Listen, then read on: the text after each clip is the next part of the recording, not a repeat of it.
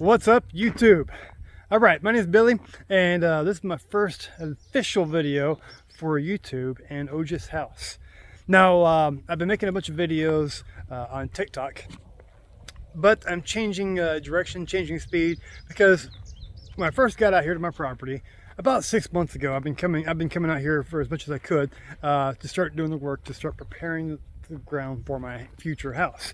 And so before that period, I went through a life-changing event, and I really came out here licking my wounds, had some personal healing to do. Anyway, all that conversation is now part of the TikTok, version of me, and now I'm moving on to the YouTube version.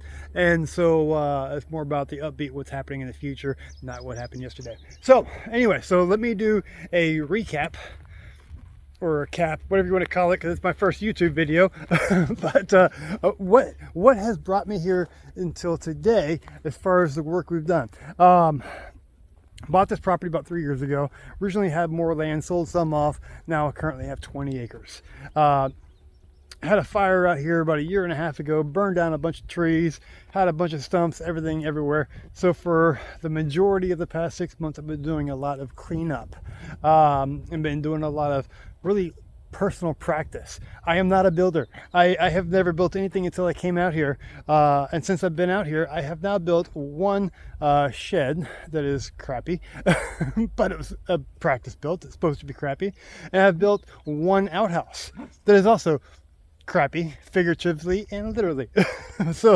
But I did that so I could learn what I didn't know. And I don't know a lot. So I'm not here to teach you how to build anything, but we're going to build it anyway. Everything in this house, except for the paneling on the floor, is grown here in the property. I've got a sawmill down the way, and I've been cutting down trees. I couldn't use the trees that burned in the fire because I didn't get to them early enough and they'd already rotted. So I had to cut down some fresh trees and get them going to get the lumber for this build. Currently, I have the subfloor done, pier and beam foundation, and it's a 24 by 24 24 by 24 house. That barking is Indy. So it's me and 4 pups. I don't know if you can see. That's Millie. That's her back right there. Millie, come say hi. There's Millie. And then this little one here, that is Layla. And that's Indy. You missed him. There he is. That's Indy. And then I have one more. Hey, bud, I am talking. Give me a minute, okay? Hey, talking. All right, so I have one more, Remy. She is our gothic child, and I don't know where she is at. She might be under the house. She might be in the shipping container that I stay in temporarily because it's a shelter. It is not comfortable, and I won't be showing that too much. But anyway, so where Layla is hanging out, if you sit depression in the ground, then you see right there the red pecks coming out. So about 3 weeks ago, a neighbor across the way was digging a pond, and I did some barter with him, and he came by and brought the excavator over. We dug a 12-foot deep hole, and then in that 12-foot deep hole I ran about 1,000 feet of pecks. I got about 100 feet hanging out, so 900 feet of pecks. Indica, Kaite. Hey, bud. Anyway, so I got about 900 feet of pecks in there, and that is going to be for geothermal cooling and heating. I am Southeast Texas, about 100 miles north of Houston. And so out here at 12 foot deep, the ground temperature is typically around 65 degrees summer and winter. So I will be pumping that into a radiator, or basically a colder heat exchange, and then I'll be pumping that air into the house. It's a 24 by 24, so it won't take a whole lot to cool it or to heat it. But on the extreme days, I do have window units. I do have a mini split for the super hot days, and I have a fireplace for the super cold days, and also have a propane heater. So this house will be in decent shape. Now, everything here is off grid. All right, so you can see the container a little bit. You probably saw the background. So I've got one array on the container right now. I actually had 2 arrays up there 2 weeks ago, and then a storm came through, and there was a pine tree behind the container that's no longer there. It fell on top of the container, busted up that array. So I lost 3 out of the 4 panels, and I lost the cables as well. They snapped off when the array hit the ground. So I already had 2 additional panels in storage, and then I had 1 panel that did not get destroyed, and I just ordered the other panel. So I will have 2 arrays back up there, probably middle of next week. I'll have 2 arrays running again, and then I'm on 2 battery packs. They're 100 amp hour 40 amp battery packs. Not a whole lot of power, not a whole lot of storage, but it's just me and 4 dogs, and I'm being conservative, so we don't need a whole bunch. So how are we doing this build? Well, I'm not a builder, but I've gone through and I've decided on the way that is best for me. And here is a trailer full of beams, and if you have a good eye, no, they're not even. And if you have a good eye, there's a little bit of a warping in there.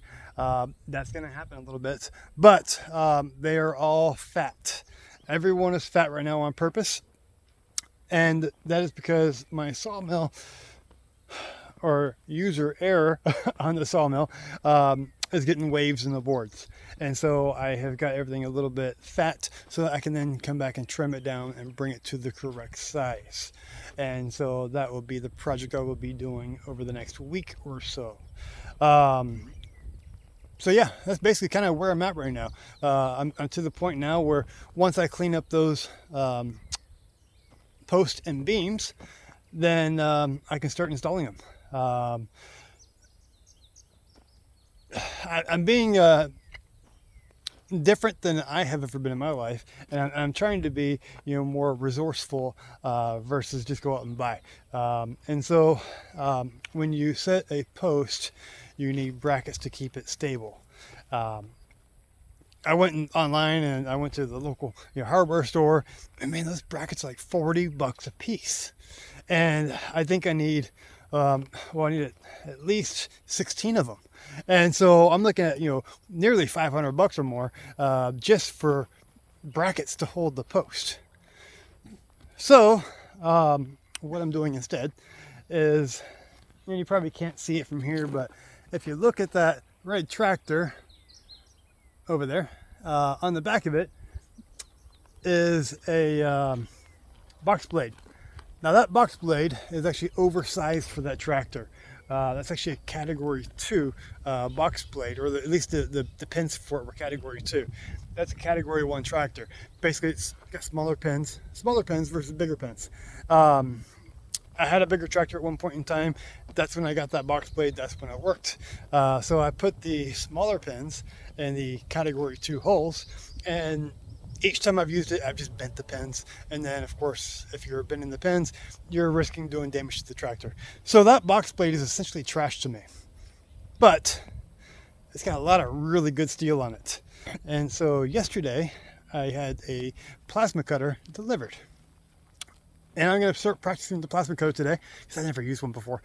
So I will be cutting out all of my brackets for the post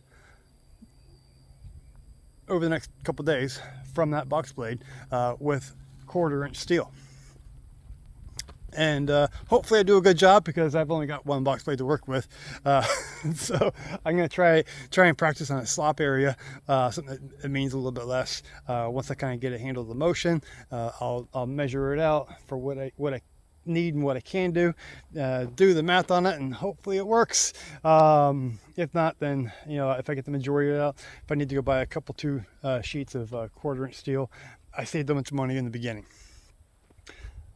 So over the past year, actually really almost 2 years, I kind of had my spiritual awakening, and that's kind of my growth for today and tomorrow and the future is where I'm going spiritually. And then, a lot of in spirituality, you have your angel numbers. And it was actually this morning that everything kind of came to me. And